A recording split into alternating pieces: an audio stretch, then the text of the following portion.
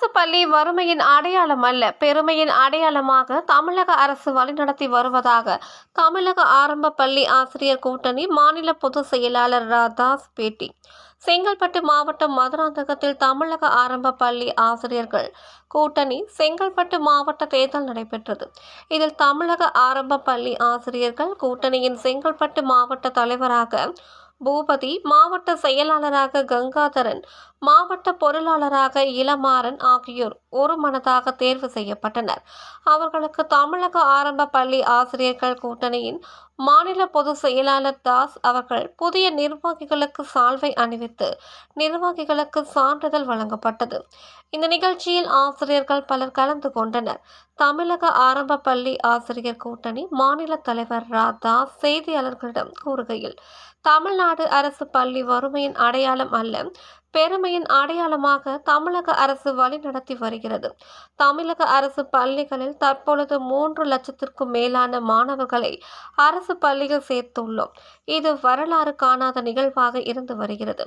தற்பொழுது அரசு பள்ளியில் ஆசிரியர்கள் பணியிடத்தை நிரப்பும் வகையில் 2000 நபர்கள் தேர்வு செய்யப்பட்டு அவர்களுடைய ஆவணங்கள் சரிபார்க்கும் பணி நடைபெற்று வருகிறது. தமிழ்நாட்டில் 10,000த்திற்கும் மேற்பட்ட காலி பணியிடங்களை விரைந்து பணி அமர்த்த வேண்டும் என வேண்டுகோள் வைக்கிறோம்.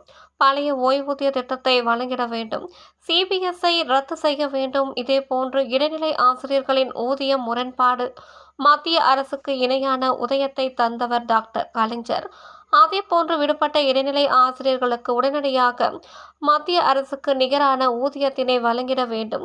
இதேபோன்று தமிழக முதலமைச்சர் மு.க. ஸ்டாலின் அவர்களுக்கு பல்வேறு கோரிக்கைகளை தமிழக ஆரம்ப பள்ளி ஆசிரியர் கூட்டணி சார்பில் வலியுறுத்தியுள்ளோம் என தெரிவித்தார்.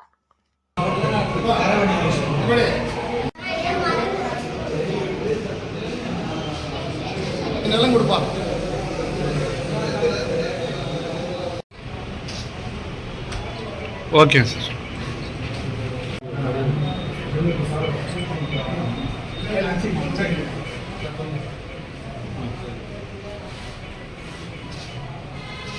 தமிழக ஆரம்ப பள்ளி ஆசிரியர் கூட்டணியினுடைய செங்கற்பட்டு மாவட்டத்தினுடைய தேர்தல் நடைபெற்று அந்த நிர்வாகிகளுக்கு சான்றிதழையும் வாழ்த்தையும் தெரிவித்த நிலையில் இன்று தமிழ்நாடு அரசு கிட்டத்தட்ட அரசு பள்ளியை வறுமையின் அடையாளம் அல்ல, பெருமையின் அடையாளம் என்று வழிநடத்துகின்ற மாண்புமிகு பள்ளிக்கல்வி அமைச்சருடைய வழியில் கிட்டத்தட்ட 3 லட்சத்திற்கும் மேலான மாணவர்களை இன்று அரசு பள்ளியிலே சேர்த்திருக்கிறோம்.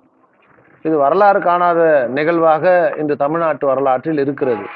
அது மட்டுமல்லாமல் அப்படி சேர்த்திருக்கிற அந்த அரசு பள்ளி மாணவர்களுக்கும் நிதி நாடும் பள்ளி மாணவர்களுக்கும் அந்த மாணவர்களுக்கு ஏற்ப ஆசிரியருடைய பணியிடத்தை கிட்டத்தட்ட 2000 பணியிடம் தற்பொழுது வழங்கப்படும் என்று சான்றிதழ் சரிபார்ப்பு நிகழ்வு நடந்து நியமிக்கப்பட இருக்கிறார்கள். மாண்புமிகு தமிழ்நாடு முதலமைச்சருக்கு நான் வரவேற்று நன்றியும் வாழ்த்துக்களையும் தெரிவிக்கின்றேன். அதே நேரத்தில் கிட்டத்தட்ட 10,000த்துக்கும் மேற்பட்ட காலி பணியிடங்களை நிரப்பிட வேண்டும் என்ற வேண்டுகோளையும் வைக்கின்றேன். இதற்காக தற்காலிக ஆசிரியர் நியமனத்தை நிறுத்தி காலமுறை ஊதியத்தை வழங்கி தொகுப்பூதியத்தில் இருந்தவர்களை காலமுறை ஊதியம் வழங்கிய டாக்டர் கலைஞர் வழியில் வந்த தலைவர் காலமுறை ஊதியத்தை வழங்கி இடைநிலை ஆசிரியர் நியமனத்தையும் அதே போன்று நிறுத்தி வைக்கப்பட்டிருக்கிற தலைமை ஆசிரியர் பதவி உயர்வை உடனடியாக வழங்கிட வேண்டும் என்றும், மாறுதல் கலந்தாய்வை அறிவித்திருக்கிறார்கள், உடனடியாக நடத்திட வேண்டும் என்றும், கிராமப்புற பள்ளிகளை பாதுகாக்கின்ற வகையிலே காலை சிற்றுண்டி மிக சிறப்பாக நடந்து வருகிறது. இதற்காக அவருக்கு நான் ஏற்கனவே நன்றியை தெரிவித்திருக்கின்றேன்.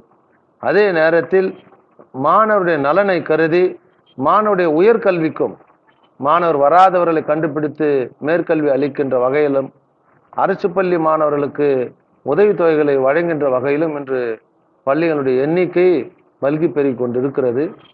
அதே நேரத்தில் எங்களுடைய நீண்ட நாள் கோரிக்கையான தற்பொழுது ஏற்கனவே பேரறிஞர் அண்ணா காலத்தில் வழங்கிய பிலிட் முடித்த நடுநிலைப்பள்ளி தலைமை ஆசிரியர்களுக்கான ஊக்க ஊதிய உயர்வு நிறுத்தப்பட்டிருக்கிறது, அதை வழங்க வேண்டும் என்றும், எம்காம் பிஎட் முடித்தவர்களுக்கு எக்கனாமிக்ஸ் முடித்தவர்களுக்கெல்லாம் ஊக்க ஊதிய உயர்வு பெற்று வந்திருக்கிறோம்.